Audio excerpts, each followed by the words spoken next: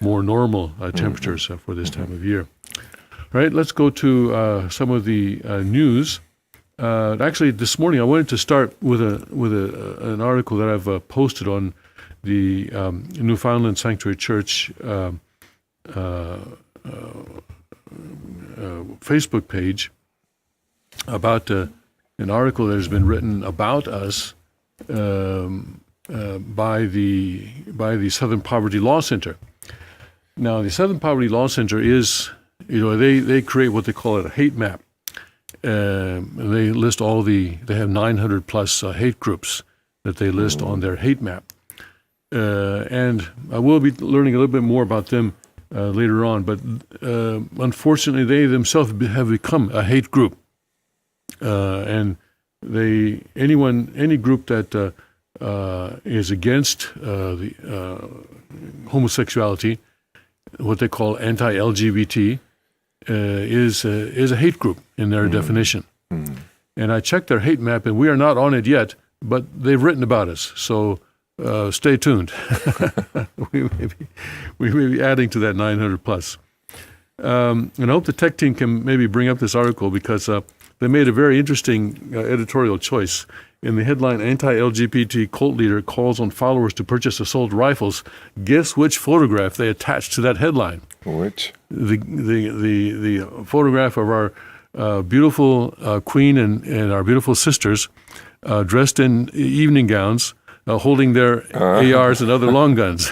Wow. So you have this, it says here, cult leader calls on followers to purchase assault rifles, and here you have a bunch of beautiful women holding guns. So a very interesting editorial choice. But anyway, the article reads like this: Hyungjin Moon, hey, starts out good, right? Who leads the Sanctuary Church in Newfoundland, Pennsylvania. Okay, still pretty good. Yeah. And is known as True Father and Second King to his followers, issued a literal call to arms to members of his anti-LGBT sect last month. Now, you'll see as we go along in this article that they apparently get their information from, directly or indirectly from Family Federation. So anyway, you'll see here. Sanctuary Church members have been asked by the king to participate in the ceremony on the 28th February with a crown and a rod of iron, AR-15 or AK-style weapon, unquote. A press release on the cult's website reads, attending the blessing either with an AR-15 or alike or without is valid, but to attend with an AR-15 would be a substantial perfection stage blessing. Press release. Did we put out a press release? It sounds like they pulled it off the page. Pulled it off the page, yeah. Not a formal press release, but they pulled it off the page. Yeah. But anyway, they're treating it as a press release. That's fine. Right. The Sanctuary Church, which also calls itself Rod of Iron Ministries, is a splinter offshoot of the Unification Church, or Moonies. No, listen. We're the main one. The other guys are the splinter offshoot. Founded by the late Sun Myung Moon in the 1950s, according to cult expert Steve Hassan. Whoa, have you heard that? Oh, yeah. That's haven't heard that name in a while, have we? Reaching back in the archives. Reaching back in the archives, yes. According to cult expert Steve Hassan himself, a member of the Unification Church in the 1970s. How long was he a member of the Unification Church? What, 2 years, 3 years? Barely. Barely, yeah. Maybe. I mean, he got to be an MFT captain for a while, had an accident. He fell asleep at the wheel, had an accident. Somebody got killed in the accident.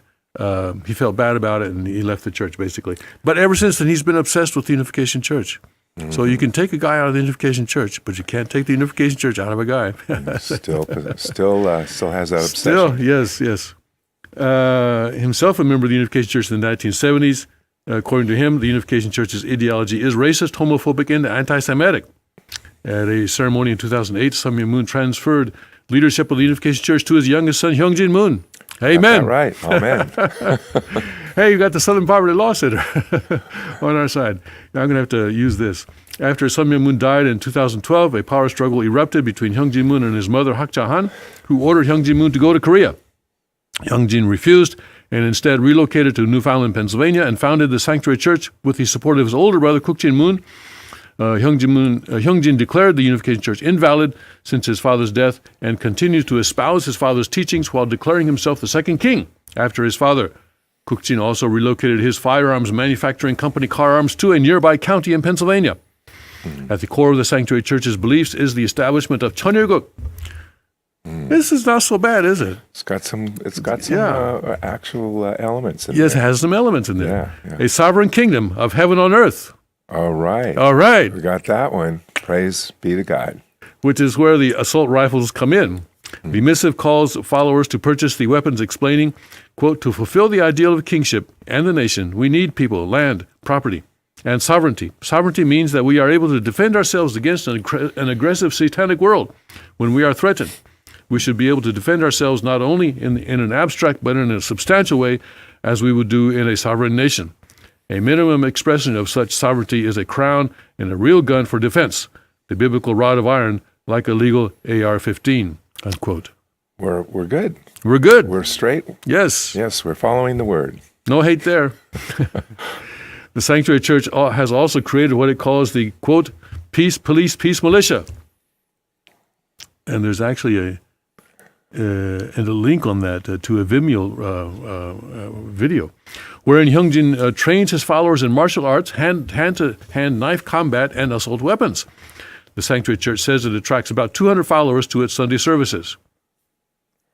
Numbers are always, Hyungjin's sect is explicitly political, like his father's. Parentheses, Sung Myung-moon was once crowned in a U.S. Senate building while declaring himself humanity's savior, Messiah, returning Lord, and true parent, unquote, and close parentheses, and aligned with the far right.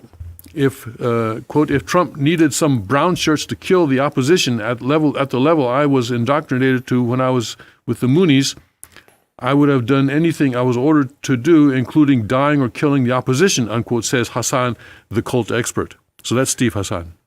Oh, wow. Yeah, he's the one with the hate. Yeah. Yeah. In fact, the Sanctuary Church is holding a, quote, President Trump thank you dinner Wow. Thank you for the advertisement. on February 24th, featuring Larry Pratt, Executive Director of Gun Owners of America. A website for the event declares President Trump has stepped into his calling as God's representative.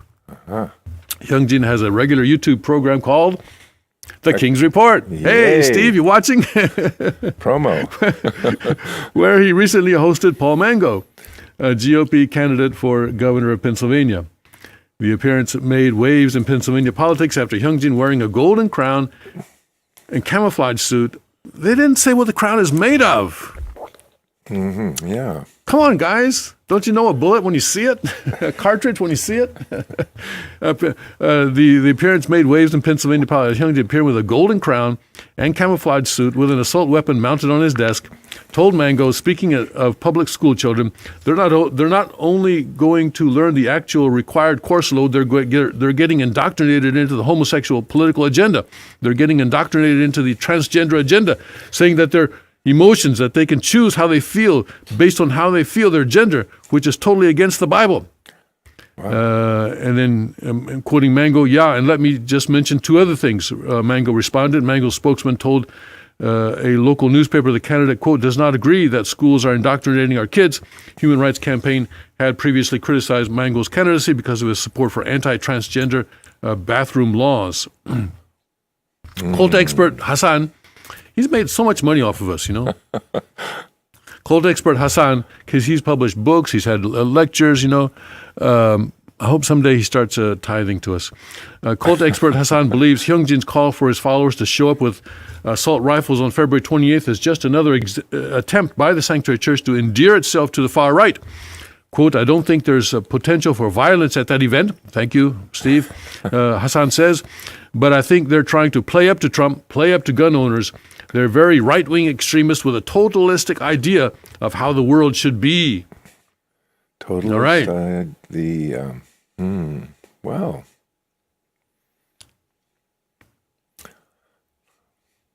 And here's some comments down here. Oh, Graham Lester, here, he commented down here. I was a Moonie for 16 years, and the Moonies' political views are way over to the right now. Imagine a guy who's so extreme that his own mother excommunicated him from the Moonies. That's the guy that's the guy you have here. You know him, do you, Graham Lester? Graham Lester, well, he comments on Facebook from time to time. Yeah. Uh-huh. Yeah. So anyway, so this is an article by the Southern Poverty Law Center. So who are the Southern Poverty Law Center? Good question. The Washington Times had an article on them. They actually appeared before the Congress to give testimony last December, and in that hearing, they gave testimony saying that that Antifa is not a hate group. They don't list Antifa as a hate group, although they say they criticize, they condemn Antifa for their tactics, but they do not. But Antifa does not espouse hate, they say. Whereas Family Research Council is a hate group. Why? Well, because they espouse, opposition to homosexuality. Yeah, so they are a hate group. So, as I said, I'll check their map, and we are not yet among their 900 plus hate groups. But I think stay tuned. Yeah, here the Washington Times, writing on December 2nd, 2017. Says you can find conservative policy centers like the Family Research Council on the Southern Poverty Law Center's hate map, but not the violent left-wing extremist group Antifa. Why not? Antifa's radical activists are known for beating up those they view as fascists, but according to SPLC President Richard Cohen, Antifa doesn't actually espouse hate. Quote, "If you are familiar with our work, we write about Antifa often," unquote, Mr. Cohen said in his Thursday testimony before the House Homeland Security Committee. Quote, "We condemn their tactics. I've said so publicly, and we do so always, but Antifa is not a group that vilifies people on the basis of race, ethnicity, religion, and the like." Mr. Cohen came to testify on domestic terrorism, but wound up tangling with House Republicans over the SPLC's extensive offshore financial holdings, its relationship with Google in creating a hate news index, and the politics behind its hate map. Representative Scott Perry, Pennsylvania Republican, blasted the SPLC for failing to include an Antifa, saying it, quote, "reduces your credibility," unquote, and accused the group of picking and choosing its targets based not on empirical data, but, quote, only your opinion, unquote. Quote, "So you're okay with Antifa as long as they don't say things that you don't agree with, but it's okay if they hit people in the head with a bike lock or set things on fire or riot and flout the law by wearing face masks and incite riots. You're okay with that," asked Mr. Perry. Said Mr. Cohen, "We condemn groups like Antifa. We write about them often. We don't list them as hate groups." As for the FRC, the Family Research Council, which spars with its ideological foes verbally but not physically, Mr. Cohen said it was listed because it, quote, "relentlessly vilifies," unquote, the LGBT community. Quote, "Our listing of hate groups doesn't necessarily mean that they engage in violence, although we think that the anti-LGBT propaganda is one of the factors that makes the LGBT community in our country the most likely to be victimized by hate crimes," he said. The SPLC has been widely condemned on the right as a left-wing attack machine. But Mr. Cohen said that among the 917 groups on the hate map are leftist organizations like the New Black Panther Party and the Nation of Islam. Mr. Perry asked him why the map doesn't list Students for Justice in Palestine, saying it has advocated for violence against Jews. Quote, "I don't know about that particular group," unquote, Mr. Cohen said. "We're trying to call hate as we see it. We limit our list as we see it." As we see it. We don't see it. As we see it. We try to call hate. We limit our list not by left versus right, but by groups that vilify others for factors such as race, ethnicity, sexual orientation, religion, or the like. Despite the criticism, the SPLC has seen its stock rise in the aftermath of the August white supremacist rally in Charlottesville, Virginia, which resulted in 3 deaths, collecting millions from Hollywood and Silicon Valley donors, and partnering with Google and ProPublica to create a database of hate incidents. Mr. Cohen said he has urged Google to do more by modifying its search engine to downplay hate groups. "What we try to get Google to do is not prioritize hate groups," said Mr. Cohen. He cited the example of mass murderer Dylan Roof, who found racist websites when he searched black on white crime, and later shot and killed 9 black parishioners in the 2015 church massacre in Charleston, South Carolina. "So we're trying to say to Google, your algorithm is flawed or easily manipulated," Mr. Cohen said. While he cited the influence of racist websites in motivating Roof, Mr. Cohen denied any responsibility for the 2012 attack on the Family Research Council, in which Floyd Lee Corkins shot and wounded a security guard after being inspired by anti-FRC posts on the SPLC website. So This is why we have to take it seriously. The SPLC is writing against us, although it has not yet listed us as a hate group, and some people take their orders from the SPLC. So this article on the SPLC website should warn us that we need to be more vigilant in our security, It seems as though in our self-defense capabilities. their definition of a hate group is a group that espouses an idea or a concept, a practice that varies from theirs, particularly with the focus on the LGBT community. Yes, absolutely. If you don't agree with that, you're automatically, by disagreement, a hate group. Yeah. We're no more responsible for what Mr. Corkins did based on reading our website than Martin Scorsese is for what John Hinckley did, Mr. Cohen said, referring to the 1976 taxi driver which inspired Hinckley to make an attempt on President Ronald Reagan's life. So that's the logic that they use. Yeah. So Mr. Perry asked how the SPLC could disavow blame for Corkins while holding others culpable for Roof, calling the discrepancy a breathtaking double standard.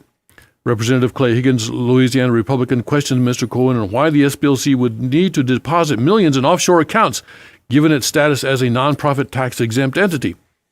The SPLC has invested nearly 20% or $69 billion of its $320 million endowment in offshore equity funds and other investments, according to its 2016 annual report.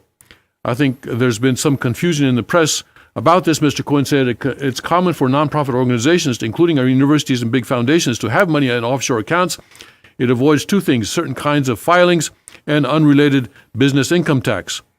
He testified that President Trump's campaign energized the white supremacist movement and that the number of registered users on the white supremacist website Stormfront more than doubled from 148,000 in 2008 to 330,000 in 2017.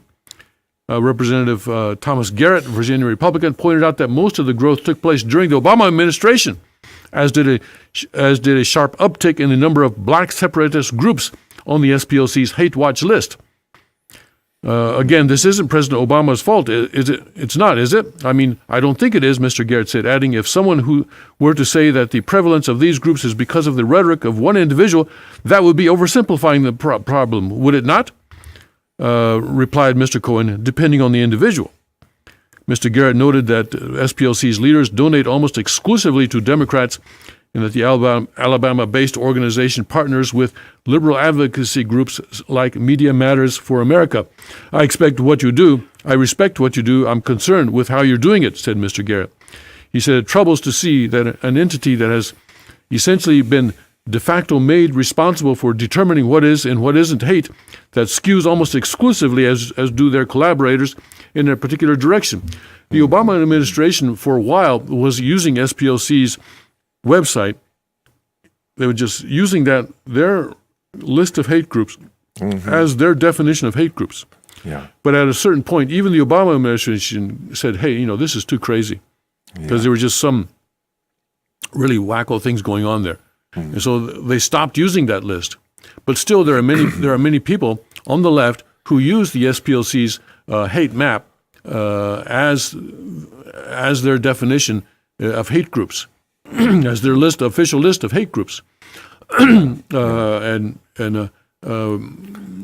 also, as you can see from the Family Research Council situation, an actual death incident occurred as a result of Family Research Council being on the SPLC's hate map.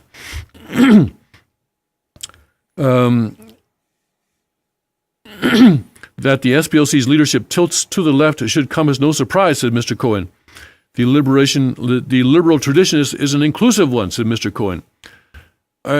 What? Here comes a big, huge contradiction. Yes. Really. Hate is the opposite of that liberal tradition of inclusivity. So it's not surprising to me that people at the SPLC, people at other inclusive organizations tend to give money to liberal organizations. It seems obvious to me. Yeah. But SPLC itself has become a hate group. Yeah, absolutely.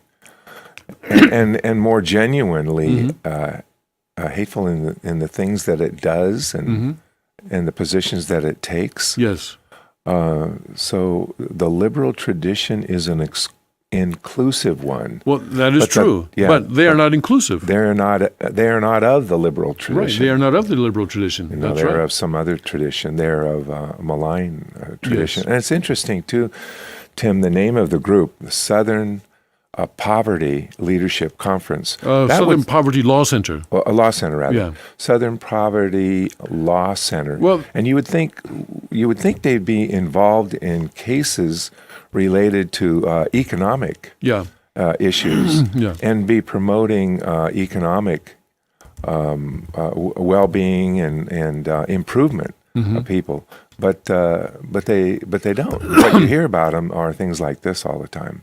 So actually, I have an article here, another article about the Southern Poverty Law Center, which points out that the origins of this organization actually were kind of well-meaning, but they got taken over by complete hate mongers. Yeah. This is an article in the townhall.com by Josh Gordon, written in July of 2017. And it says, like many leftist organizations, the Southern Poverty Law Center, or SPLC, started out with good intentions. It was founded in 1971 by Morris Dees and Joseph Levin, and is headquartered in Montgomery, Alabama. The Southern Poverty Law Center rightly condemned, as did conservatives such as the great William F. Buckley and Ronald Reagan, the American Nazi Party, and the Democrat-affiliated Ku Klux Klan.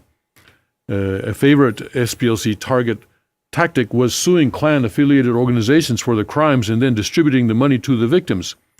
This strategy has been effective in financially hurting many Klan-related organizations. SPLC, though always leftist in nature, bravely stood strong through attacks on its headquarters and threats against its leaders by Klansmen. That is to be commended. Sadly, the Southern Poverty Law Center has more than lost its way. The going astray from the original mission can be traced back to 1986, when most of the organization resigned, except founder Morris Dees. When Dees turned the focus of the group to strictly monitoring hate groups. The list of hate groups has kept getting longer and longer, while our nation has become more tolerant of those who are different. In March 2013, the publication Foreign Policy ran an expose on the methodology of SPLC's listing of hate groups. Foreign Policy is a globalist publication, by the way, noting that SPLC counted many groups several times. The overall impression from SPLC's list is designed to make Americans believe that America is a nation filled with racism, sexism, homophobia, anti-Semitism, and every other form of hatred that the conservative cause specifically disavows. SPLC's senior leadership is shameful. It uses its past legacy of fighting against racism to add legitimacy to their evolving agenda of hatred toward the large number of Americans who hold conservative and religious values. Yeah. So you see, they're using their past legacy. They're leveraging that past legacy to do evil. Groups like this would talk about like the blacklist, for example. And yet they have their own blacklist. That's right, yeah. They criticize. And they're trying to get Google to create a blacklist, yeah. Yeah, exactly. In 2010, SPLC added the Conservative Family Research Council to its list of hate groups. In early 2015, SPLC added Dr. Ben Carson to its list of hate groups. He himself, one individual, is a hate group. Yes.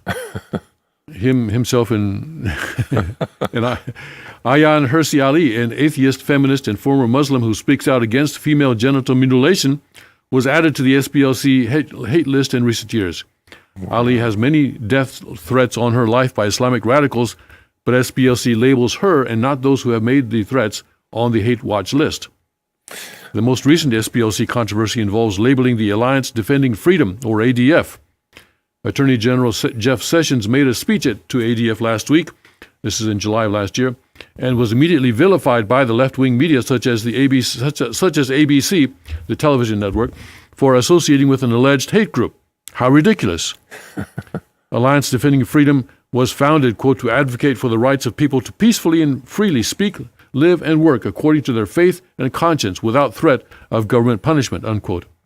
ADF won 7 Supreme Court cases in the last 7 years, including the recent Trinity Lutheran versus Comer religious liberty case. ADF has also won over 400 victories regarding academic freedom in the university. ADF consistently brings cases to the United States Supreme Court and wins. Regarding LGBTQ issues, ADF argues for the rights of Christians and others to practice their deeply held belief system. Even President Obama said that there are people of good faith on both sides of the issue, as indeed marriage between a man and a woman has been enshrined for many thousands of years. But SPLC now has to be more progressive than even President Obama. Former Attorney General Ed Meese wrote recently in the Wall Street Journal, "One doesn't have to agree with ADF's views to see the problem of treating this law firm as the equivalent of the Ku Klux Klan." SPLC's senior leaders simply do not believe the organization can survive merely by targeting the wickedness of the KKK and neo-Nazi organizations. Instead, the leadership believes it must label conservatives and Christians as hate groups. SPLC leaders simply cannot accept that the overwhelming majority of Americans reject racism, sexism, and hatred of other people. SPLC leadership cannot accept that America is even more loving nation than when SPLC was founded. In 2014, the FBI, under President Obama, no less, said they would no longer use the SPLC criteria of hate groups as its own. There is a reason for that. So the FBI is no longer using the SPLC list. That's fortunate. Yeah. Because it looks like we may be on it pretty soon. The Southern Poverty Law Center has become a leftist mouthpiece and, guided by its progressive evolution, a hate group. So the Southern SPLC itself is now a hate group. Yeah. The SPLC evolution is not surprising. As clear as the laws of physics, where leftism is found, hatred, bigotry, and intolerance will soon follow. There's a sentence for you. Yeah. Josh Goldstein. They have no tolerance for those who argue for religious freedom, to Christians, and even Muslims who are opposed to female genital mutilation. Make no mistake, SPLC will continue labeling more and more conservative and Christian groups as hate groups. However, the real victim is not just conservative organizations. It is those who need the services of a legal group to defend them because of real hatred. Because SPLC has cried wolf one too many times, and it has diminished the definition of what a hate group is. They are too far gone now to turn back and will continue their slide into illegitimacy. They could, however, regain their legitimacy by listing a new group as a hate group. They could start by listing the Southern Poverty Law Center. I was just thinking of that. They should be honest and list themselves. Yes. So that is an article written by Josh Goldstein, posted on July 26th, 2017. Well, it makes a great argument for the evolution of the illegitimacy of a group that was founded to do good. Yes. And has wandered far, far away from its mission. Yes. We think of other groups that have done the same thing. The UN, we think of. Even National Public Radio had a great founding, but it's been taken over. Now it's really National Progressive Radio. And you can't help but see that every time you listen to it. I listen to it almost daily because I pick it up on the drive to work in the morning sometimes. But I think that there are certain idealistic people, and I was one on the left. I was one. Before I joined the Unification Church, I was one. There are certain idealistic people on the left who see, and the left will point out certain problems in society, which are obvious to everyone. But then the problem comes with their prescription of how to resolve those. The fact that evil exists in the world. They say, okay, evil exists in the world, which of course it does, and that's obviously true. And they say, oh, there are poor people in the world. There are people being persecuted in the world. We got this in the world. We got that in the world. But then they bring in their materialistic ideology. And say, okay, in order to resolve those evils, we have to have an uprising by the masses, or something like that. Yeah. In most cases, or that we have to, or what they eventually say is we have to concentrate power in the government so that we can resolve these evils top down by force through the government, through the forces exercised by the government. we have to redistribute wealth. There's a wide disparity of rich versus poor. So therefore, we have to have the government redistribute wealth by taxation. And so that's where the problem comes in. Yeah. Because they, of course, reject the existence of God. So they reject the creation of God. They reject the idea that God created the world and God created human beings in a certain way. Whereas if you accept the teachings of the divine principle of true Father and of the Bible, you see that God created human beings to be sovereign, to be free and responsible, and so that all these problems can be solved through our freedom and responsibility. But the left cannot accept that. Yeah. So what you have is, as you say, is people with good intentions. In other words, idealistic people. But behind those people, though, are people who say, no, I want power for myself. And they use these idealistic people to concentrate power in themselves. And this is, so that's where Satan's working. That's where the archangel is working, using people's idealism. And I think there are a lot of people like myself who were on the left, or even maybe part of certain strong leftist organizations who came in contact with Father's teachings and discovered, wow, yeah, this is really it. This is really it. Not the concentration of power, not the creation of utopia by force through the government, but creation of utopia by natural subjugation, by freedom and responsibility. And when we see that difference, when the scales fall from your eyes, you see that this is actually the way. Yeah. But we still have people. So the SPLCs, you say, started out with good intentions. I think a better way to describe it would be to start out with most people involved in it started out as these kinds of leftist idealists. But they left at a certain point because they could see that no, this group is going not this isn't right. It's going in a strange direction. So they all left. They all resigned in 1986. But then the guy who founded it, who was behind it, basically was out to concentrate power in himself. Yeah. And now they make money. They make money through the donations from Hollywood. They have an endowment of what, $340 million? Yeah. But like you say, it comes back to what is their worldview? What is their philosophy of life? What is their belief system that informs the way they look at issues and challenges and want to approach solving them. So if they look at things in an external way, then they want to impose external solutions. Yes. Rather than seeing that through religion, people can be transformed within themselves, and the goodness that is in them can be promoted and developed, and that is the course. That is the course that. Well, we are transformed by Christ. We are transformed by our relationship with God. And Christ gives us that relationship. It's by the grace of God that we are able to. Really, by the grace of God that we are able to see the truth, because our eyes are blinded, our hearts are hardened by Satan, so that we cannot see the truth. But by the grace of God, we are able to be moved. Our hearts are able to be moved by God's truth.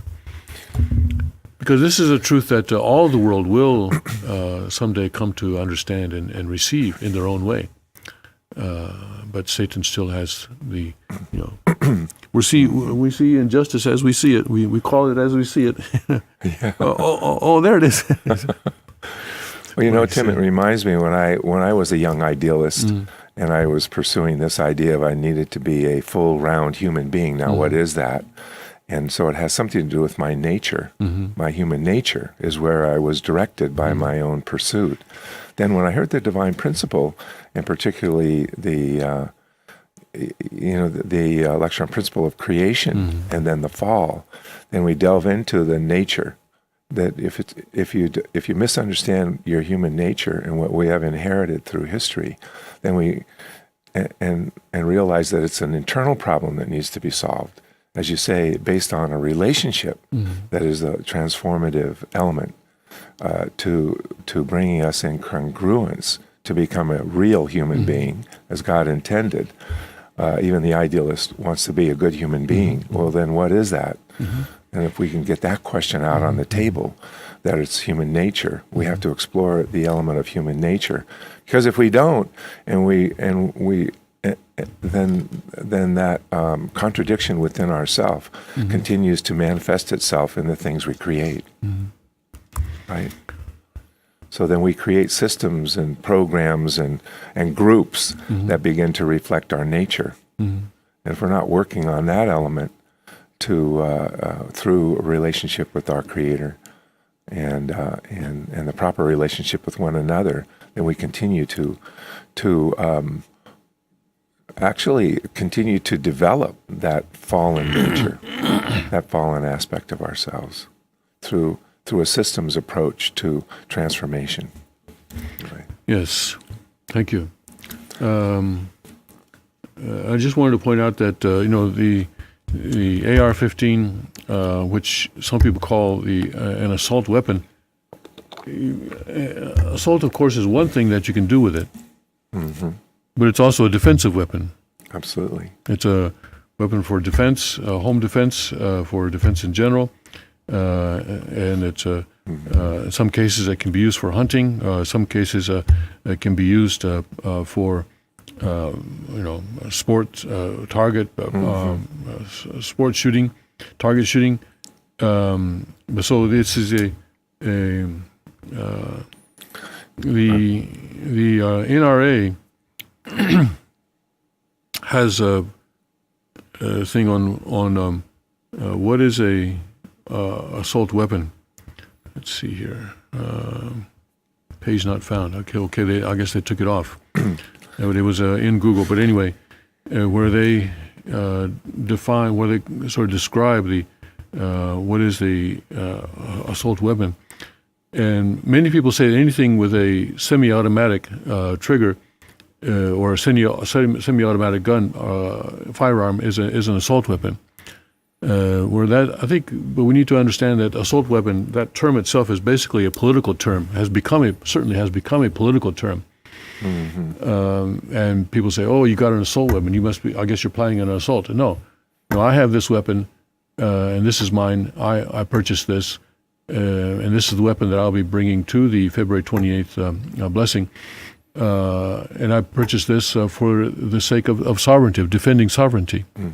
And so this is Steve Hassan said, well, when I was a Moonie, well, he was a very young and immature Moonie, a member of the Unification Church back in the 1970s. I think it was less than 3 years that he was a member, but he goes around now saying, oh yeah, I'm a former leader. Well, I don't know if he says anymore that he's a former leader. He used to describe himself as a former leader in the Unification Church, but I think he's finally stopped that. But at least he pretends to understand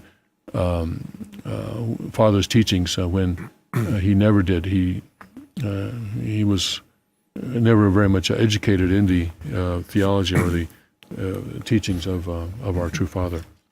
Yeah, the other aspect of that assault, if you are assaulted, how do you defend yourself from being assaulted? Yes. And if it's that old idea of you don't want to bring a knife to a gunfight. You don't.